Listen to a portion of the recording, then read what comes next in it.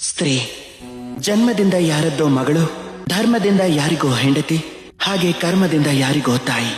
ಒಬ್ಬಳು ಹೆಣ್ಣಿಗೆ ನಮ್ಮ ಮನಸ್ಸಲ್ಲಿರೋದು ಇದೇ ಚಿತ್ರ ಅಲ್ವಾ? ನಮ್ಮ ಜೀವನದಲ್ಲಿ ಹೆಣ್ಣಿನ ಒಂದು ಅಸಾಮಾನ್ಯವಾದ ಯೋಗದಾನ ಇದೆ.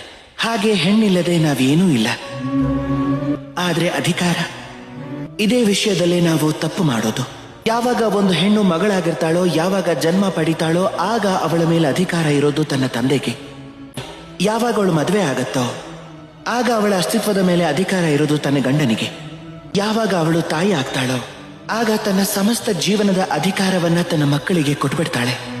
ಆದ್ರೆ ನಾವು ಯಾವಾಗ್ಲಾದ್ರೂ ಯೋಚನೆ ಮಾಡಿದೀವ, ಈ ಜೀವನ ಹೆಣ್ಣಿನದ್ದು, ಅವಳು ಎಲ್ಲರನ್ನೂ ಉದ್ಧಾರ ಮಾಡ್ತಿದ್ದಾಳೆ.